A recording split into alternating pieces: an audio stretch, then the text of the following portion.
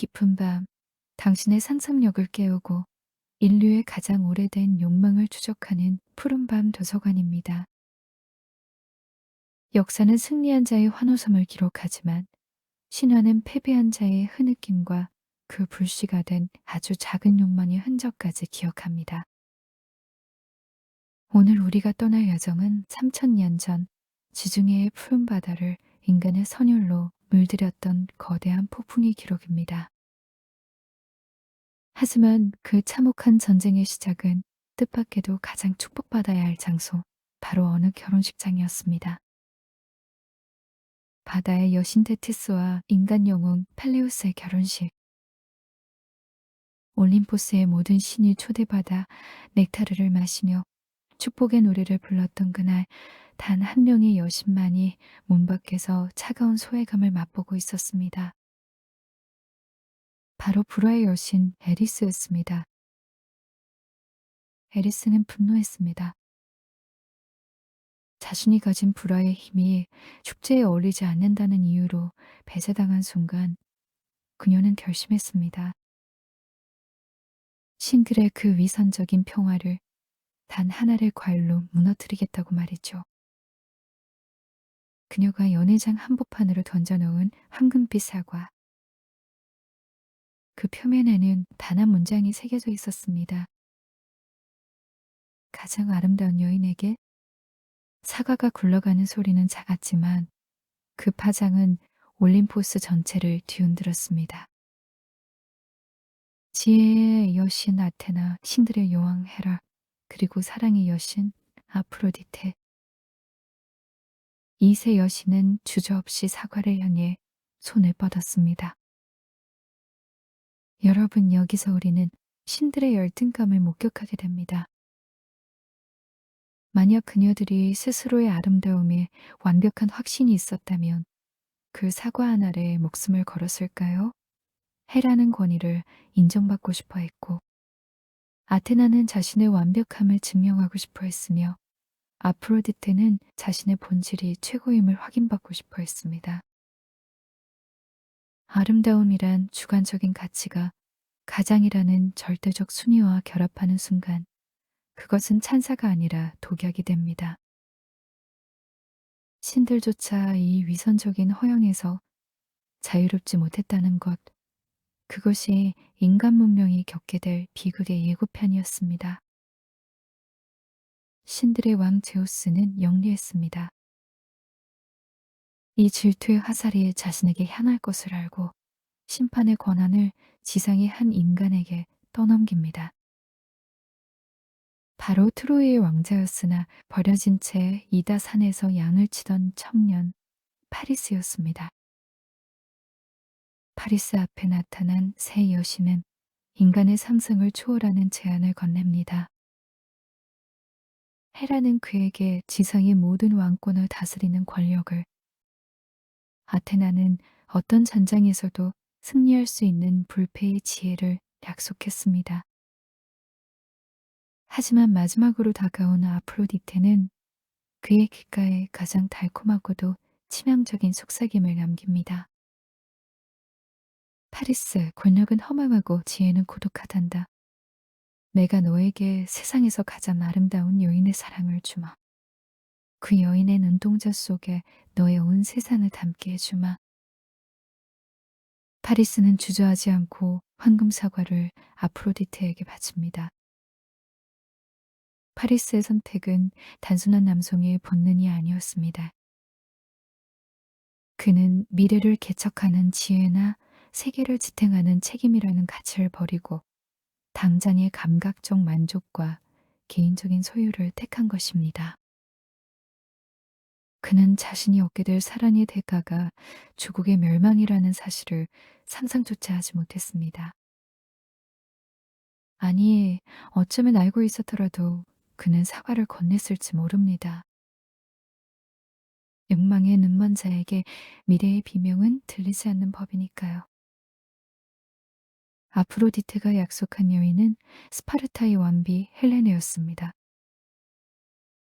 그녀는 이미 메넬라우스 왕의 아내였고 하나이의 어머니였습니다. 하지만 파리스가 스파르타에 도착해 그녀와 눈이 마주친 순간 신들이 쳐놓은 운명의 거미줄이 작동하기 시작했습니다. 그날 밤 스파르타의 궁전에는 무거운 정막이 흘렀습니다. 헬레네는 거친 금속성과 규율만이 가득한 스파르타의 삶에 지쳐 있었을까요? 아니면 파리스가 풍기는 이국의 향기와 부드러운 목소리에서 자신이 잊고 살았던 여성으로서의 자아를 발견한 것일까요? 그녀가 파리스의 손을 잡고 해변으로 향하는 발걸음은 가벼웠지만 그녀가 밟는 모래 위로는 이미 수만 명의 군화 소리가 환청처럼 들려오고 있었습니다. 파리스와 헬레네를 태운 배가 트로이로 향해 검은 바다를 건널 때 스파르타의 메넬라우스 왕은 분노로 포효했습니다. 하지만 진정으로 웃고 있는 자는 그의 형 미케네의 왕 아가멤논이었습니다. 그는 동생의 명예라는 명분 뒤에 지중해의 무역권을 장악하고 트로이의 황금을 차지하려는 거대한 야욕을 숨기고 있었습니다. 모든 그리스의 영웅들이여 맹세를 기억하라. 트로이를 잿더미로 만들고 우리의 명예를 되찾자. 아가멤논의 외침과 함께 천척의 배가 바다를 뒤덮었습니다. 그것은 한 남자의 뒤틀린 사랑이 불러온 재앙이었으며 권력을 향한 인간의 탐욕이 빚어낸 거대한 연극의 시작이었습니다.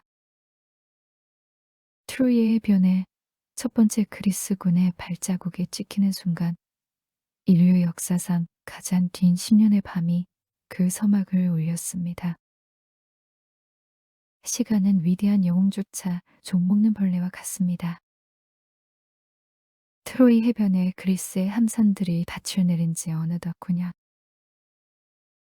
찬란했던 청동 갑옷은 바닷바람에 빛을 잃었고 고향의 아내와 아이들을 그리워하던 병사들의 마음은 이제 도끼 어린 원망으로 바뀌었습니다. 매일같이 반복되는 성벽 아래의 교전, 그리고 의미 없는 사료. 그리스 연합군 내부는 이미 균열이 가고 있었습니다. 총사령관 아가멤논은 전리품에 눈이 멀어 신의 사제인 크리세스의 딸을 돌려주지 않았고 그 오만함의 대가는 진영 내에 퍼진 잔인한 역병이었습니다. 시신을 태우는 연기가 하늘을 가릴 때 그리스 최고의 영웅 아킬레우스가 마침내 입을 엽니다. 아킬레우스, 그는 인간 여인과 바다 여신 테티스 사이에서 태어난 반인반신의 존재입니다. 그는 알았습니다. 자신이 고향에서 오래 살다 잊힐 운명과 트로이에서 짧게 살다 영원히 기억될 운명 중 하나를 선택해야 한다는 것을 말이죠. 그는 주저없이 불멸의 명성을 택했습니다. 그런 그에게 아가멤논이 자신의 전리품인 여인 브리세이스를 강제로 빼앗아간 사건은 단순한 재산의 손실이 아니었습니다. 그것은 그가 목숨과 바꾼 명예에 대한 모욕이었습니다. 아가멤논, 그대는 탐욕의 눈먼 겁쟁이다. 내 손으로 트로이를 무너뜨려 줄 때 그대는 뒤에서 전리품이나 챙겼지. 이제 보라. 이 아킬레우스의 반패가 사라진 전장에서 그대들이 얼마나 처참하게 도살당할지를. 나는 더 이상 이 더러운 전쟁을 위해 칼을 들지 않겠다. 여러분, 아킬레우스의 분노를 단순히 여인 때문이라고 치부해서는 안 됩니다. 고대 그리스인들에게 명예는 자신의 실존을 증명하는 유일한 척도였습니다. 아가멤논이 그의 전리품을 뺏은 것은 아킬레우스의 존재 가치를 지워버린 것과 같습니다. 아킬레우스는 사회의 질서를 대변하는 왕 아가멤논에 맞서 개인의 탁월함을 선택한 고독한 초인이었습니다. 그는 자신의 부지를 통해 자신의 가치를 증명하려 했습니다. 영웅이란 이토록 위험하고도 자기 중심적인 존재입니다. 그리스 군이 내분으로 자멸해 갈 때 트로이 성 안에는 또 다른 영웅이 서 있었습니다. 트로이의 장남 헥토르. 그는 아킬레우스와는 대척점에 있는 인물입니다. 아킬레우스가 자신의 감정과 명예를 위해 싸운다면 헥토르는 자신의 등 뒤에 있는 노부모와 아내, 그리고 갓난아들을 위해 싸웠습니다. 성벽 아래로 추정하기 전 그는 아내 안드로마케와 마주합니다. 아내의 눈에는 눈물이 가득합니다. 당신의 그 용맹함이 결국 당신을 죽이고 나를 노예로 만들 거예요. 헥토르는 투구를 벗어 아들 하스티아낙스를 안아 올립니다. 자신의 투구 깃털에 놀라우는 아이를 달라며 그는 신들에게 기도합니다. 이 아이가 나보다 더 뛰어난 전사가 되게 해주소서. 하지만 헥토르의 마음속에는 이미 짙은 패배의 그림자가 드리워져 있었습니다. 그는 알았습니다. 파리스의 무책임한 사랑이 가져온 이 불길이 결국 자신의 사랑하는 모든 것을 태워버릴 것임을. 그럼에도 그는 방패를 듭니다. 영웅이란 도망칠 수 없는 운명을 정면으로 응시하며 걷는 자이기 때문입니다. 아킬레우스가 사라진 전장은 헥토르의 동무되었습니다. 트로이 군은 그리스 군의 방어선을 뚫고 배들이 정박한 해변까지 밀고 들어왔습니다. 그리스 군의 배가 불타오르기 시작하자 아킬레우스의 가장 소중한 친구 파트로클로스는 견디다 못해 아킬레우스에게 간청합니다. 그대가 싸우지 않겠다면 그대의 갑옷이라도 내어주십시오. 내가 당신인 척하고 나가서 적들을 물리치겠습니다. 아킬레우스는 마지못해 허락합니다. 하지만 경고하죠. 배까지만 밀어내고 돌아와라. 성벽까지 다가가지 마라. 파트로클로스는 아킬레우스의 눈부신 청동 갑옷을 입고 전장에 나섭니다. 트로이 군은 아킬레우스가 돌아온 줄 알고 공포에 질려 도망칩니다.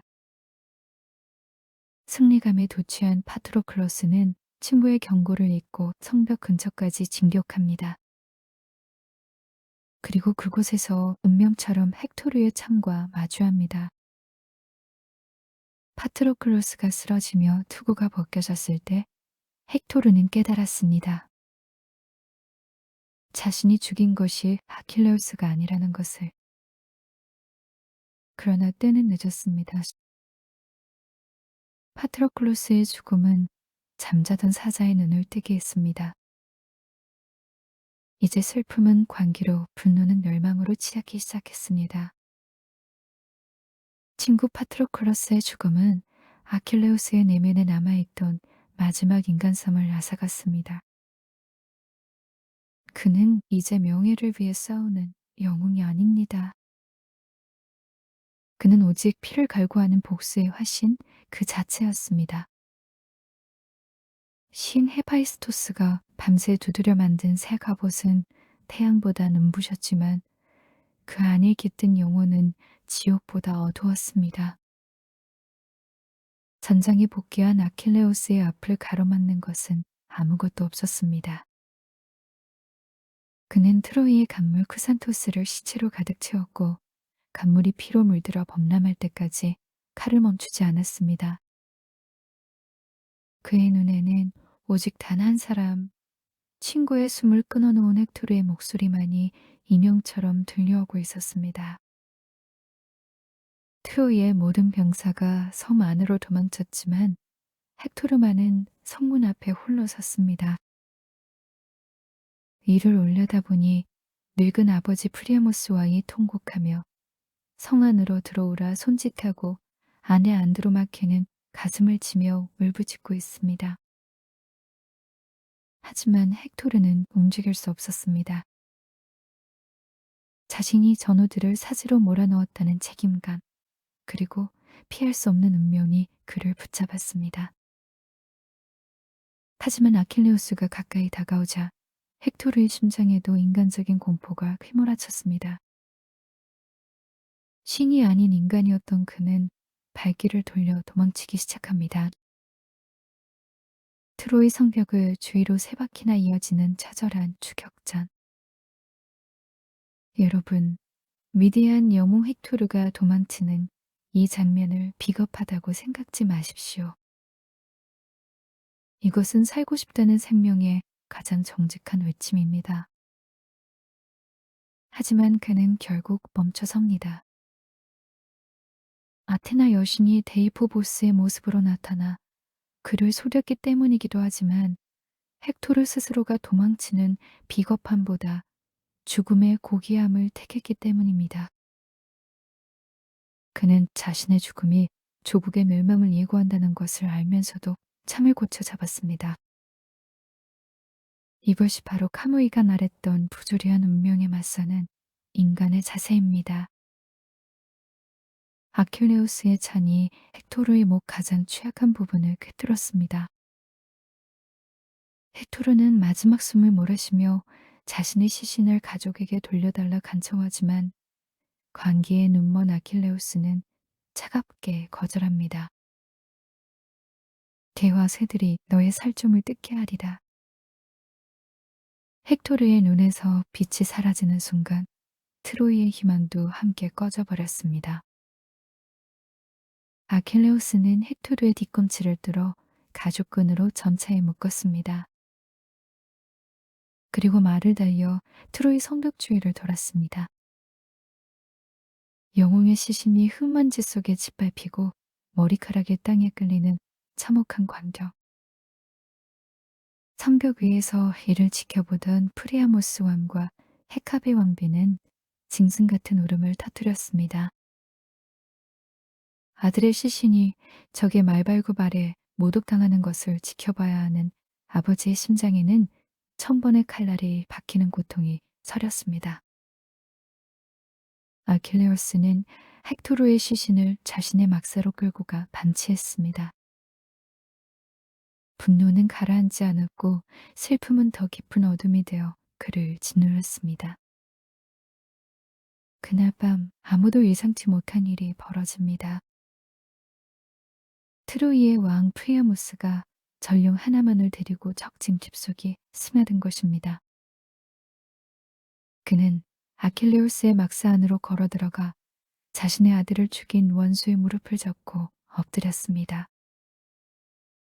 아킬레우스여, 신과 같은 그대여, 그대의 아버지를 생각하시오. 나와 같은 나이에 죽음의 문턱에 서 있는 그대의 아버지를. 나는 지금 세상 어느 아버지도 해보지 못한 일을 하고 있어. 내 아들을 죽인 손등에 입을 맞추고 있는 것이오. 그 순간 아킬레우스의 심장을 얼려버렸던 복수의 얼음이 녹아내렸습니다. 그는 늙은 왕의 손을 잡고 함께 울었습니다.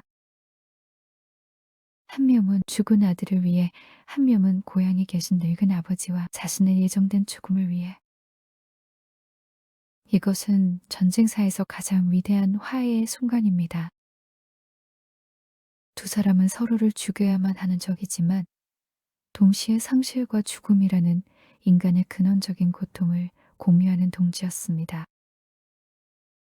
아킬레우스는 프리아모스를 위해 식탁을 차리고 헥토르의 시신을 깨끗이 씻겨 향유를 바른 뒤 수레에 정중히 실어주었습니다. 전쟁이라는 비극의 한복판에서 인간에 대한 연민이 증오를 이긴 찬란한 순간이었습니다. 헥토르의 장례를 위해 12일간의 휴전이 선포되었습니다. 트로이 성 안에서는 고귀한 영웅을 보내는 장례의 불꽃이 타올랐습니다. 아킬레우스는 그 불꽃을 바라보며 자신의 끝도 머지 않았음을 직감했습니다. 영웅들의 시대는 그렇게 저물어가고 있었습니다. 하지만 그들이 나눈 눈물은 3000년의 세월을 넘어 우리에게 묻습니다. 우리가 싸우는 이유는 무엇이며 우리가 진정으로 용서해야 할 사람은 누구인가요? 헥토르가 떠난 전장에는 승자의 환호 대신 지독한 허무가 내려앉았습니다. 불멸의 명성을 갈구하던 아킬레우스 역시 자신의 운명을 피할 수 없었습니다. 트로이의 왕자 파리스가 쏜 화살 한 발, 아폴론 신의 보이지 않는 손에 이끌린 그 화살은 아킬레우스의 유일한 약점인 뒤꿈치를 뚫었습니다. 그리스 최고의 사자가 쓰러지는 순간 영웅들의 시대는 비극적인 종지부를 찍고 있었습니다. 이제 그리스군에게 남은 것은 명예가 아니라 지독한 향수병과 패배감뿐이었습니다. 칼과 반패로는 저 견고한 트로이의 성벽을 넘을 수 없다는 사실이 증명되었을 때 역사는 무력의 시대에서 기만의 시대로 그 페이지를 넘기기 시작합니다. 그리스군의 가장 영리한 여우 이타카의 왕 오디세우스가 입을 열었습니다. 그는 인간의 가장 약한 고리인 허영심과 안도감을 공략하기로 합니다. 그리스군은 해변의 소나무를 베어 거대한 목마를 만들기 시작했습니다. 목마의 배안은 비어 있었고 그 어둠 속에는 오디세우스를 포함한 그리스 최정예 전사들이 숨어들었습니다. 남은 그리스군은 텐트를 태우고 함대를 띄워 인근의 테네도스 섬 뒤로 몸을 숨겼습니다. 다음 날 아침 트로이 사람들이 선벽 위에서 목격한 것은 텅 빈 해변과 거대하고 기괴한 나무 목마 한 마리뿐이었습니다. 여러분, 이 목마는 단순한 조형물이 아닙니다. 그것은 거짓된 평화의 상징입니다. 10년 동안 자신들을 괴롭히던 적들이 사라졌다는 해방감은 트로이 사람들의 이성을 마비시켰습니다. 인간은 고통이 길어질수록 그 고통이 끝났다는 증거를 보고 싶어 합니다. 비록 그것이 적이 남긴 수상한 선물일지라도 말입니다. 그리스군은 트로이의 종교적 경외심과 승리욕이라는 심리적 화점을 정확히 꿰뚫었습니다. 해변에는 그리스 병사 하나가 담겨져 있었습니다. 그의 이름은 시논. 그는 오디세우스가 치밀하게 설계한 각본에 따라 눈물 섞인 거짓말을 쏟아냈습니다. 그리스 군은 나를 제물로 바치려 했소. 이 목마는 아테나 여신께 바치는 화해의 선물이니 이것을 성 안으로 드리면 트로이는 영원히 난공불락이 될 것이오. 그때 트로이의 공주이자 예언자인 카산드라가 성벽 위에서 절규했습니다. 안 돼요. 저 나무 뱃속에는 죽음이 가득 차 있어요. 저것을 드리는 순간 트로이는 불길에 휩싸일 거예요. 제발 내 말을 믿으세요. 하지만 신에게 받은 그녀의 저주는 아무도 그녀의 예언을 믿지 않는 것이었습니다. 사람들은 그녀를 미친 여자라 비웃으며 거대한 밧줄을 목마에 걸었습니다. 목마가 성문을 지날 때 목마의 배 안에서는 먹이가 부딪히는 불길한 소리가 3번이나 들렸습니다.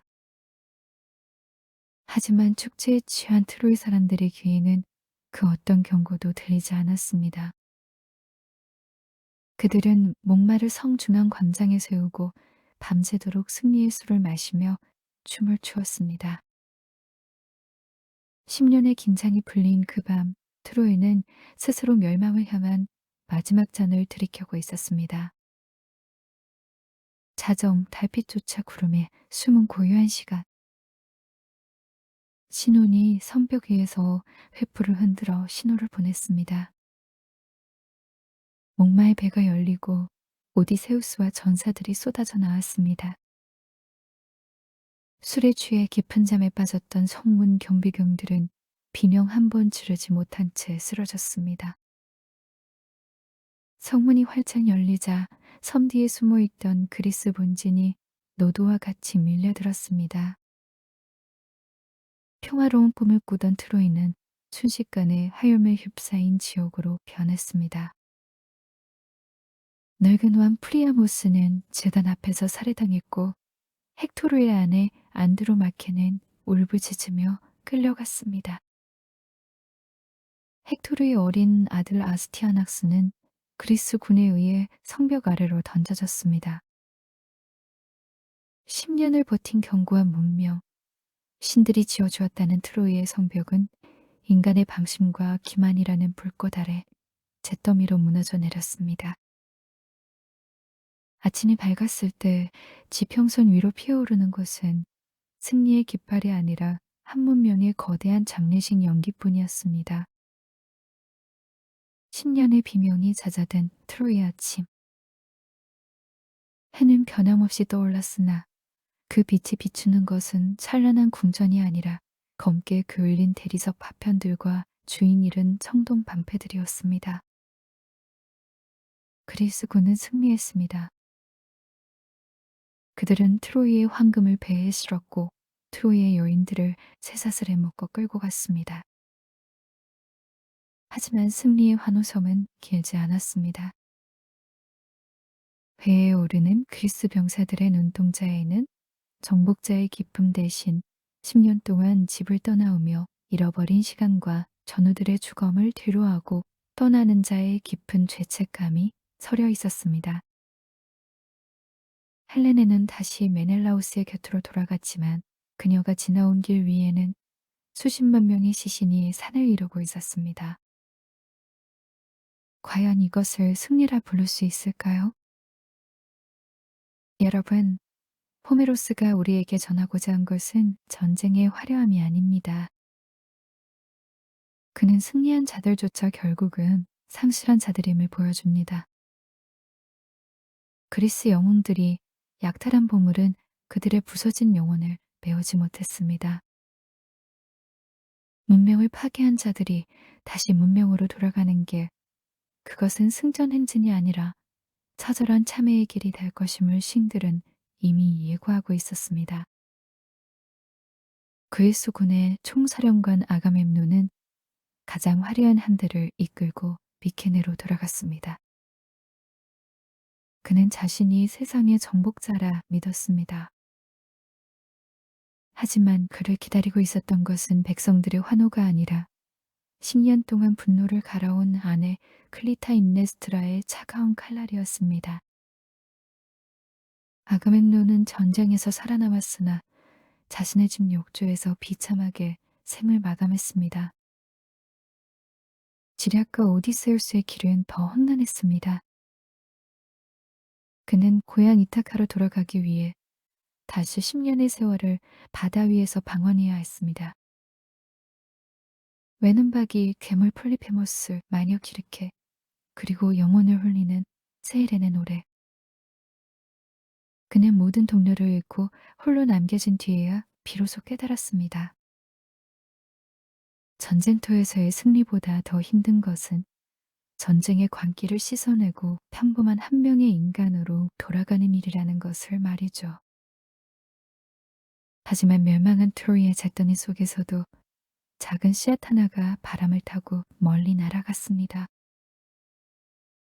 트로이의 영웅 아이네아스. 그는 불타는 궁전에서 늙은 아버지를 등에 업고 어린 아들의 손을 잡은 채 피난길에 올랐습니다. 그는 패배자였고 집을 잃은 이방인이었습니다. 하지만 그는 절망에 주저앉지 않았습니다. 그는 트로이의 신상들을 챙겨 바다로 나갔습니다. 그는 지중해를 유랑하며 숱한 고난을 겪었지만 가슴 속에 트로이의 불꽃을 간직했습니다. 아이네아스의 여정은 문학사적으로 매우 중요합니다. 하나의 문명이 멸망한다는 것은 모든 것이 사라지는 것을 의미하지 않습니다. 트로이의 비극은 아이네아스를 통해 이탈리아 반도로 이어졌고 훗날 인류 문명의 거대한 뿌리인 로마의 건국 신화가 됩니다. 멸망은 곧 새로운 탄생의 징통이었습니다.